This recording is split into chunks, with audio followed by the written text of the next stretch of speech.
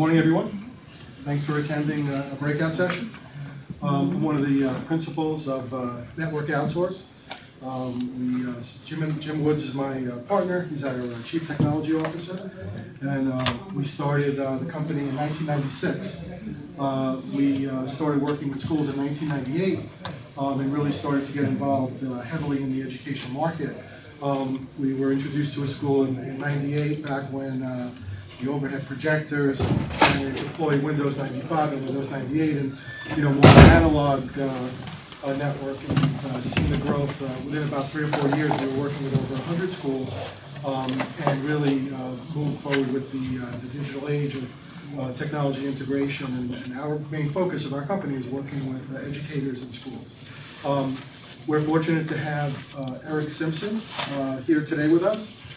He's the Vice President of SPC International. He's a renowned speaker and author, and he's going to speak on effective technology management. Erick? Thanks, Adam. Morning, everyone. How you guys doing this morning? My name is Erick Simpson, and my background is in, first of all, in corporate IT. So I have a lot of experience in building out call centers and service desks for Fortune 1000 organizations. Then we started our own IT practice in 1997. Evolved that in 2005 as one of the first pure play managed service providers in Southern California. The practice was acquired in 2007.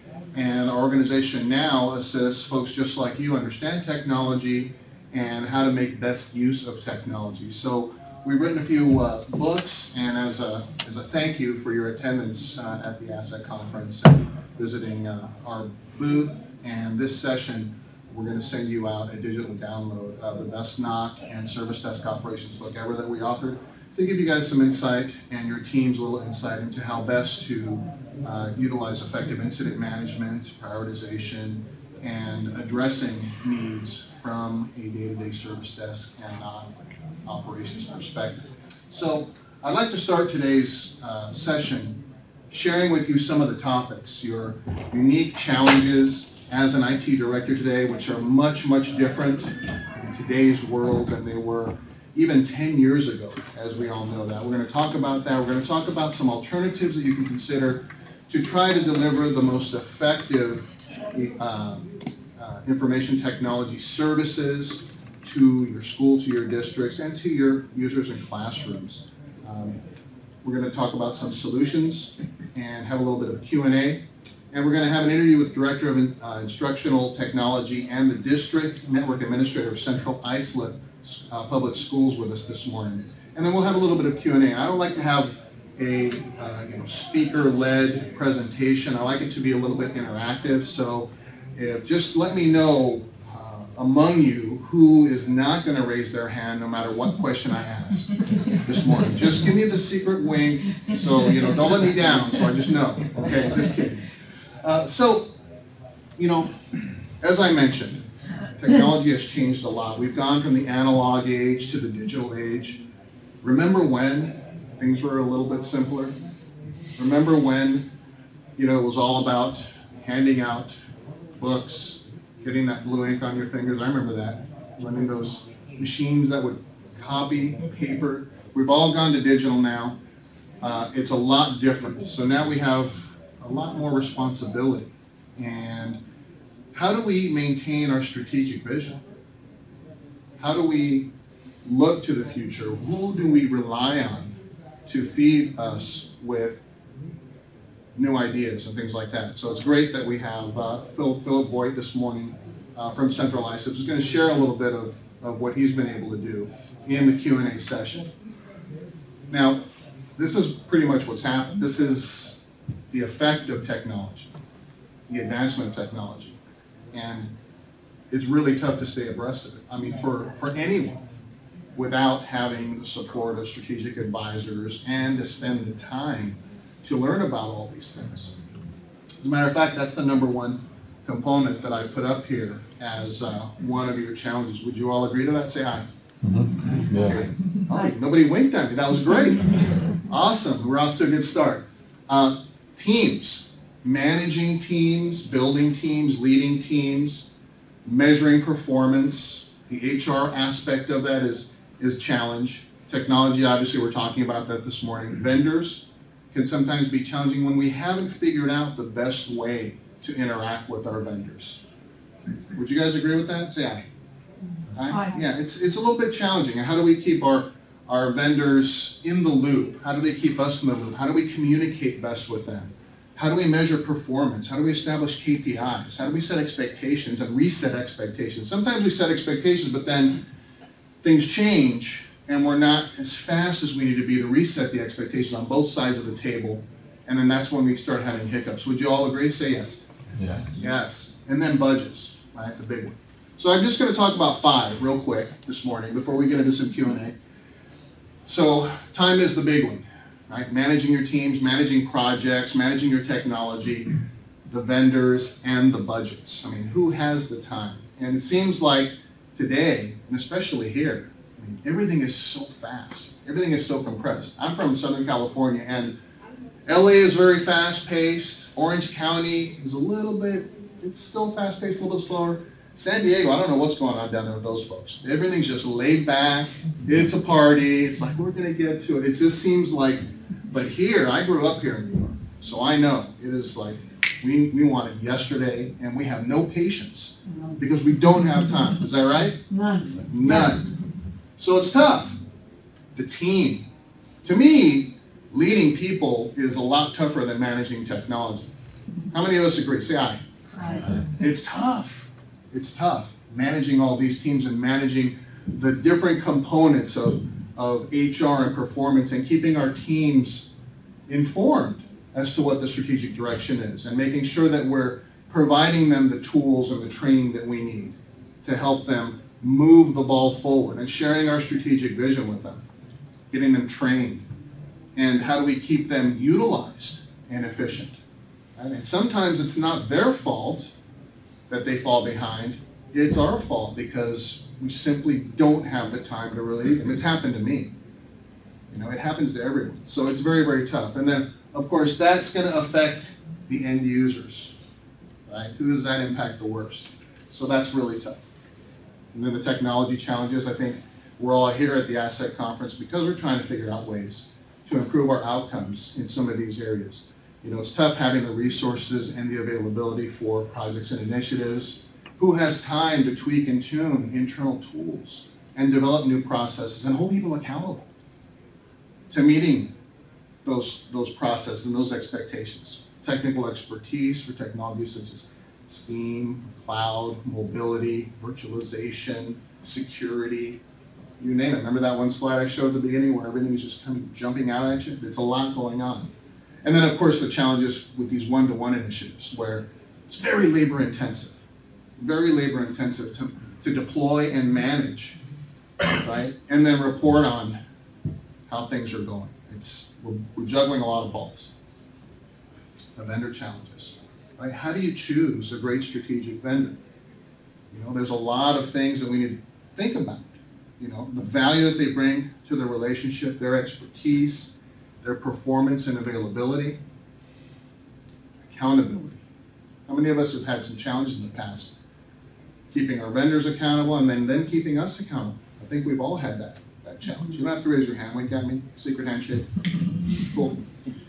Processes and reporting. How do you keep communication and visibility, right? As a team with our vendors, because we can't do it by ourselves. We know that. And the more complex the technology becomes, the less able we are to keep our hands on all of it. So we have to identify our good strategic partners, and we have to build communication strategies and reporting processes to maintain visibility. And then we have to keep each other accountable. I'm going to talk about that in a second. And of course, what kind of strategic value do they bring? Are they bringing you solutions all the time, or are you having to always reach out to them? You know, those are considerations. And how do we fix that? You know, sometimes it's just the communication, a dialogue. You know, the vendors are just as busy as we are, right? So how do they know who needs the help? We have to communicate and we have to maintain visibility. We have to have a communication process that works for everyone. You know, everyone's an independent individual. Some folks don't respond well to email or good follow-up. Maybe they need some other process or structure, face-to-face communication. I love having strategic meetings. I mean, but there has to be an agenda, and there has to be an outcome, and there has to be some takeaways, and everyone has to be responsible to execute after that and to communicate back the process. And of course, we're all busy. And we have to hold each other accountable in order to work together as a team. And then, of course, cost, the big issue. I've let the budget for the last point. I mean, I don't have to go through every point on this slide. There's probably a dozen other points that we could talk about. I mean, this is very, very challenging, especially when we're talking about ancillary costs that we don't think about, or that, you know, we're mandated to deploy some things and we don't think, oh, there's going to be some additional infrastructure costs if we're deploying these access points or this mesh or this VDI solution, right? Unfunded mandates. It's tough when we're in a position where we have to figure out how to piece together budget, how to borrow from here and trade from there, and then not to feel stressed and to overwork our internal teams. So it's really difficult. Anyone else have any challenges that you guys are experiencing that I didn't cover in these top 5? Would you say that did I leave something out? Am I hitting the mark here? Can I have some feedback? In education, you don't have the luxury of corporate, where in larger corporations where you may have a few people that will have the same skill set. So when Johnny is out, or gets a better offer and goes somewhere else, Sam can pick up the load for a little while until he gets going. Whereas in education, it's like one person holds the bag for everything. So if that person goes anywhere or is not available, it's a huge problem, because districts just do not have the financial means to, I'll give you SCCM, for example, in Windows 8, Windows environment. Districts just cannot afford, in Long Island anyhow, because there's a school district every 5 miles, okay, as opposed to down in the Carolinas where there's 50,000 kids in one school district. Sure. Which is why we really depend on places like BOCES. You can't afford to hire this guy to be, or woman, to be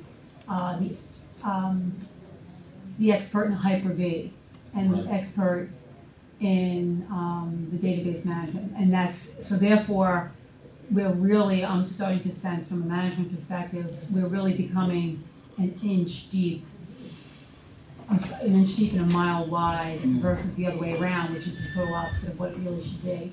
And that's I mean, you can skim it a little bit, you can only go so far with that. But if you need to go beyond that, it's a real problem. No, that's excellent feedback, because how do you compete for the best talent?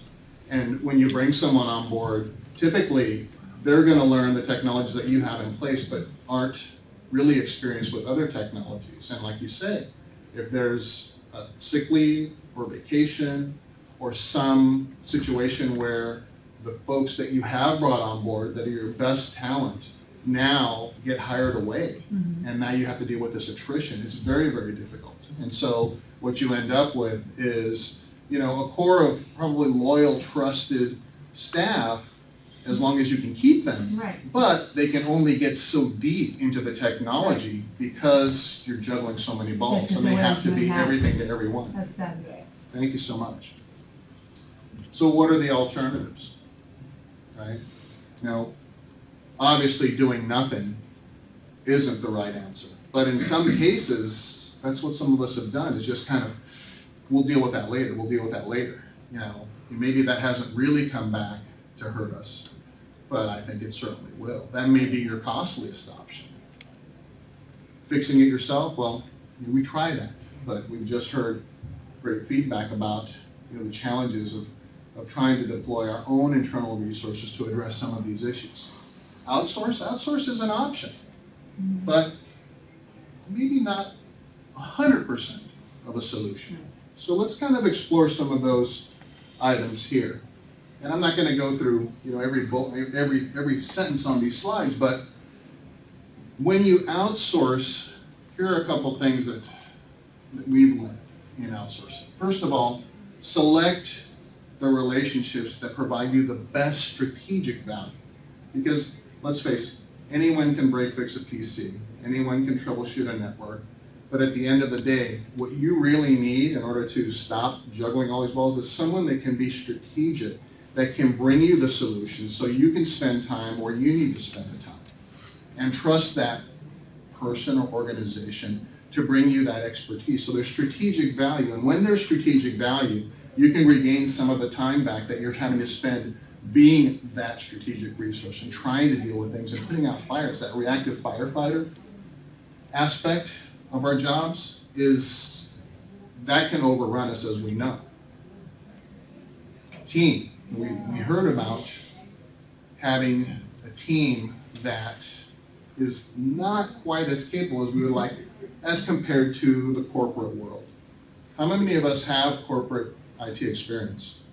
Okay, so a few of us, right? So we know, well, now corporate has also changed in the last 10, 15 years. I mean, when I was in corporate IT, it was a whole different ballgame. We had the best tools, the best technology, the best people. We could compete. That's also changed now, right? So the business world has changed. IT has changed, technology has changed, but we still have to compete for those same resources. So if you can outsource some of that team function to an outsourced provider, they can take care of the noise. Now let's talk about that, because when you're outsourcing components of your responsibility, what is the most noisy aspect of day-to-day IT operations? I will submit to you that's probably Tier 1 service requests. Tier 1 and Tier 2 service requests comprise up to 95% of all help desk service requests. These are statistics in the industry. So about 90% of your service requests are going to be Tier 1 issues. These are the user issues. I can't print, I can't get to the internet, my email's not working, right? My projector isn't functioning, those types of things. That's noise. You don't need a Tier 3 specialist to deal with those things. But in your scenario, if you're dealing with these things yourself, your technicians and support staff have to be Tier 1, Tier 2, and Tier 3, and deploy projects, and run initiatives, and do all of these things. So Tier 1 and Tier 2, and just escalate Tier 3 to your team, that kind of makes sense, because if you do that, you can reduce up to 95% of that noise through an outsourced provider, okay? Sick leave doesn't quite become such an issue, and the expertise that an outsourced provider brings can also help you rely on them to develop that expertise so you don't have to build it yourself, and redeploy your teams to be the most effective for your initiatives and for your day-to-day operations and strategic vision. And technology, so relying on an outsourced provider to deliver much of the technology on a subscription basis, as we're seeing more and more providers move to now, makes a lot of sense, because now we're taking these capital expenditures that we're used to having to get budget approval for and a long authorization process and finding that budget money for, and moving it to an operating expense perspective, which may make it easier for some of us to roll that in, especially when we're bringing labor in along with services. And there can be some other advantages as well. So that's really good. Budgets are strained. So how can you identify a great solution through some outsourced relationships when you're looking at it from an ROI perspective and from a budgetary perspective? If you really are effective at working with the right strategic partner, you can typically bring some of those costs down, or at least create a scenario where you're not experiencing these peaks and valleys of cost and cost overruns. Flatline that, get into a situation with an outsourced provider that can provide you some sort of a monthly fixed fee budget that'll allow you now to forecast and plan much more effectively. And then again, hitting that strategic value of the vendor relationship. You really want that smart vendor relationship, not just someone that's a firefighter, but someone that can sit down with you from a strategic perspective and meet with you to discuss process and discuss communication and hold meetings with them to make certain that your goals are aligned and they understand the vision, and that you're helping them help you from a strategic perspective across the table. Because sometimes you don't come up with the answer until you have those strategic meetings. You think you have a need, you have a pain, and these external resources can bring you insights from what's happening or what's working with other districts, other schools, or other new technologies, because they're working with these vendors much more closely than you are in many cases. Okay? And of course, they're the ones that can filter that vendor that keeps wanting to, push the next new technology to you. They can say, well, wait a minute, we've looked at this, we might pilot it, or there's a different technology, or it's not quite ready for prime time. But we've all been on the other side of the table and the vendor's telling us something completely different. And we love our vendors. Right? They've got a job to do too. But sometimes we need that strategic resource to kind of lead us by the hand through some of these decisions. So a couple of just quick 3 things that I thought make the most sense and what we've seen in the industry for school districts and candidly other organizations moving toward what can they outsource from an internal IT perspective include help desk, the tier 1 and tier 2, keep the tier 3, the high visibility, and you may even say, well, when this particular user, maybe it's superintendent or a principal of the school or someone, when they open a ticket, escalate that to us right away. Don't put it through the normal process. Let's treat those a little bit special. So reduce the noise as much as possible. Projects and initiatives that you don't have the internal resources or expertise, or even the ability to be as efficient in deploying and maintaining those, would be high on the list of thinking about outsourcing. And then staff augmentation. Do you have the need to have folks on site a day a week, a couple of days a week, or maybe every day? Or maybe vacation coverage, emergency sick leave, or project deployment. I want to roll out this project, we're doing it internally, but we could use an additional hand or 2. Think about those areas in terms of what makes sense. Prioritize what's your highest pain, and then enter into a relationship, pilot that a little bit until you feel comfortable about it, and then begin to expand it as it makes sense. So getting the most out of the relationship. This is an area that sometimes is elusive. What I've found is the best way to engage with an outsourced provider is to understand and treat them as part of your team. I've seen so many cases where an internal service desk will call the third-party strategic partner service desk their service desk. They keep doing this. You've got to stop doing that. It's our service desk, because at the end of the day, who suffers? It's our users, it's our students, it's our teachers, it's our schools and our districts. So we have to understand that it is a team effort, that it's our service desk. And you have to treat it as if they're right down the hall. Have weekly meetings, go through incident management reports, figure out why things keep getting escalated back.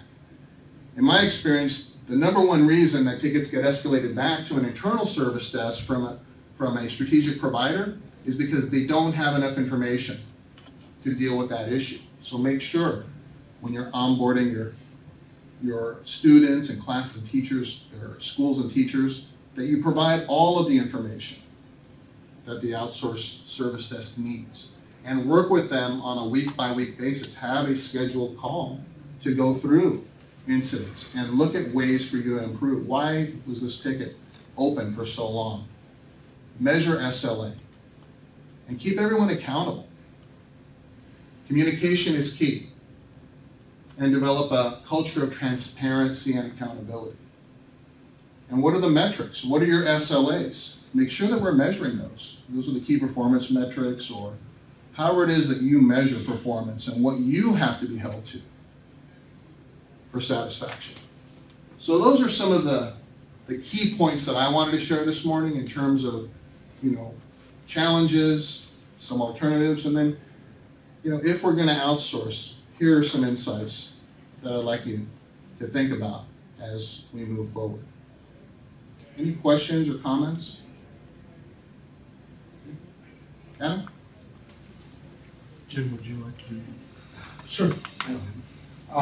So when we had the opportunity to present today at Asset, we realize that Erick is probably one of the industry leaders who we really find the most valuable information from, and we figured what better way to pair the information that he had to impart than to talk about a little bit of real-world experience with a client that we value very highly, Philip Voigt, who's the tech director at Central Islip.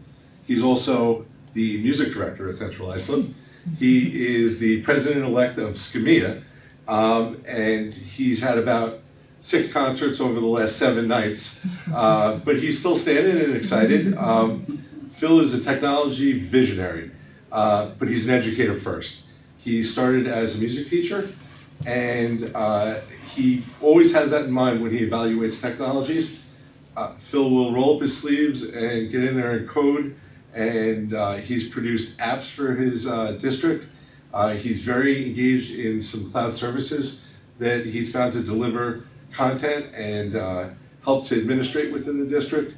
He has iPads rolled out for several years now. He's using a Jamf management platform for those. He has a Windows 8 pilot program going on.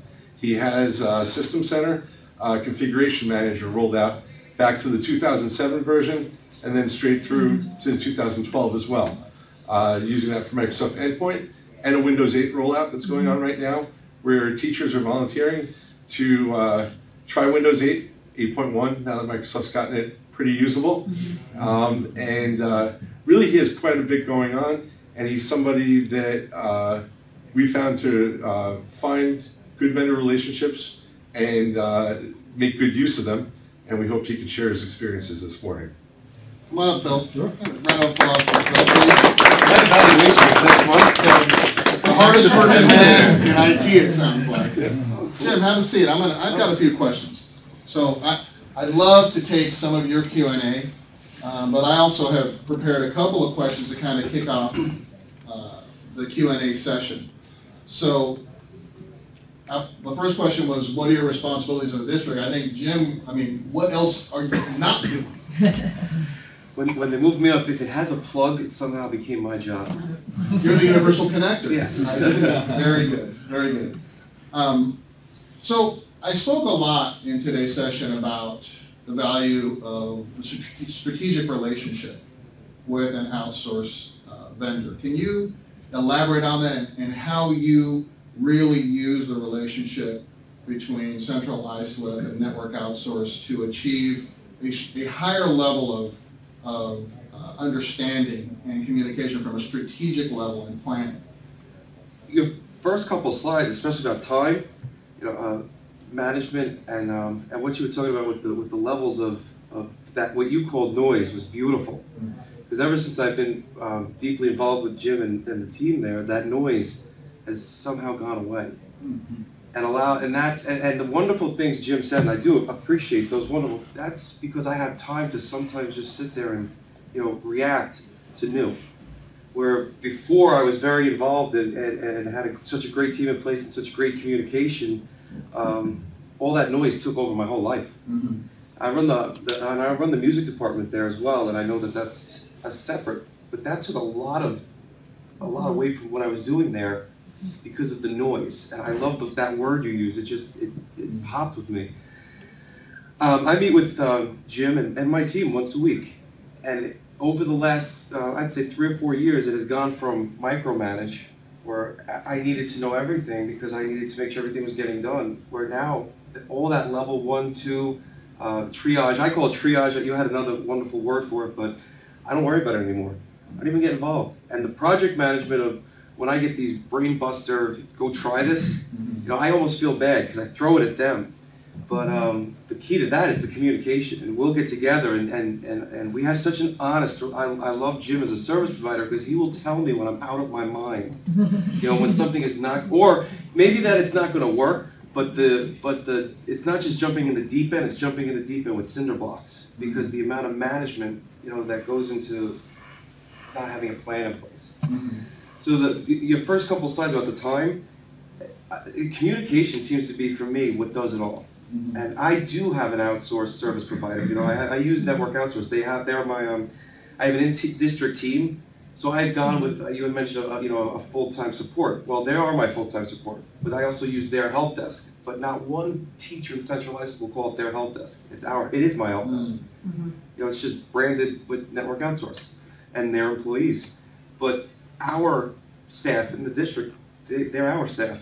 It is a team approach, but it's all your first slides about time and communication. That's the whole winning ticket for a service provider. That's great that you've been able to realize, that through the relationship. And how do you, so when you communicate with your Central Islip team in regards to Network Outsources team, right? How do you share the vision? How do you deploy projects? I mean, is it a point where everyone knows that they're an extension of your organization? How easy is it for you to communicate back and forth and for your team to work with Jim's team? Well, Jim's team is my team. Okay. It's not Jim's team, it's my team. And Jim is a member of our team. We kind of share that. They are in the district all the time. I have one of Jim's, which my team, but for now I'll say it's Jim's team. One guy who kind of serves as the leader. So you're on Jim's team now? Yes, now I'm on Jim's team. Gotcha. 4 seconds ago, it was my team. Gotcha. I have one guy who I consider more of a leader, more of a manager, more of a mini-me, where every day he's calling me, talking to me. And it's not micromanagement. I hate micromanagement. I hate being on the side of it where I need to micromanage because I don't want to read all that junk. But he reports to me, especially like you had said. You set up a if the superintendent calls, I need to know. The principal calls, I need to know. If the whole high school went down, I kind of need to know that information because they're not going to call the help desk. They're going to call me. Right. So when those situations come up, right away. But you open with projects, and right away, the first time I get a brain buster, or I'll leave Asset now with probably 1,600 ideas of what I want to go do tomorrow, and I'll call him in, I'll say, this is what I saw, boom, boom, boom, and I'll flood his brain, and he'll come back on Thursday and say, okay, right now we could probably do this, so let's try that, and then they calm me down.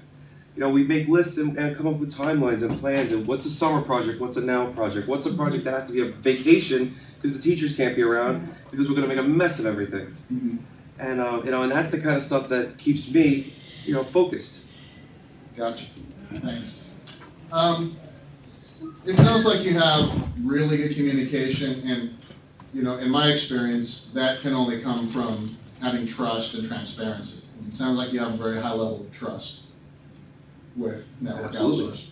That's good. And because I've been involved in other situations before where there's been that lack of I'm not really sure. Have our outsourced relationships let us down here and there? Sure. Everyone makes mistakes, but in my experience, it's how you deal with that, not what happened. It's how you deal with that. So that's also a consideration. When you're evaluating your existing relationships and maybe looking for new relationships, it's understanding when you're sitting down to engage with a new relationship. What is the game plan? What are the rules of engagement? How are we going to get notified when something goes wrong? How do we address that? So that communication and risk management strategy has to be seamless between all parties in order for this to be very effective.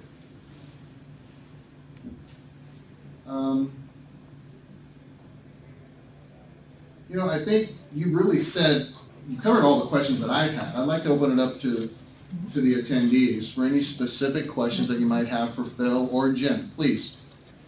Hey Phil, whoever we will replace. What internal district staff do you have on your team?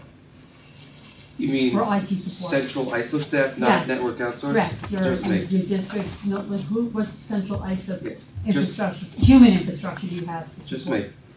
Just you. So Just me. when Mrs. Smith's printer in room 10 in the elementary room has a problem, how The do you rest manage? is outsourced. My team is outsourced. My team is Jim's team. Okay. So your IT support staff is all outsourced? Correct. Okay.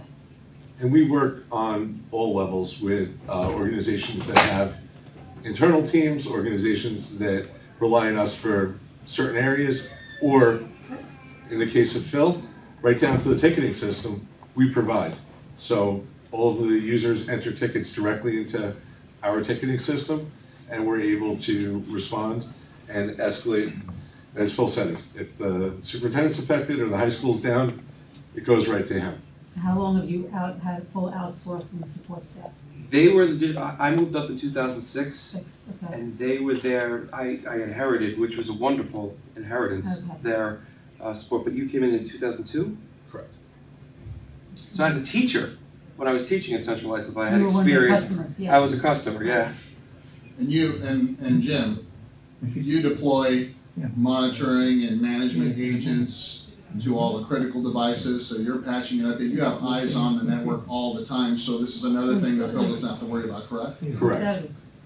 So rather than having to build an internal management platform, we've built out a management platform that we provide to our clients. So we leverage that, and we're able to provide all of those services directly. And Phil has a web interface that he can go into to look at tickets, history. He can look at particular users. He can look at servers. So they're your first line of defense for imaging, SCCM, pushing out an image. So this fellow here with his staff is you have those engineers doing it, as well as my printer doesn't work and things like that. Yeah, it's like you had said before, you know, when we don't have the luxury of having an expert here, an expert there, so they are the line. You know, and every technician has their own gifts, you know, and maybe this one's better at imaging.